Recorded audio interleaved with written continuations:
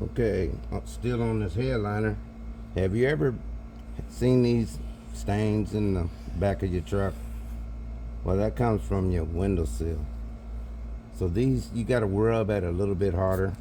So what I do is I put a little of my solution right around the stain part. And then I kind of scrub. And as you look at it as you scrub, you'll be able to see when the stain come out.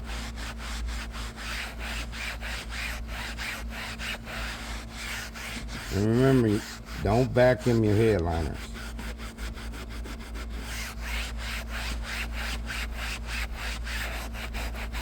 Another quick tip, if you scrub like right here and I don't scrub none of the rest of it, it's gonna have that same water spot stain in it that's coming from right there.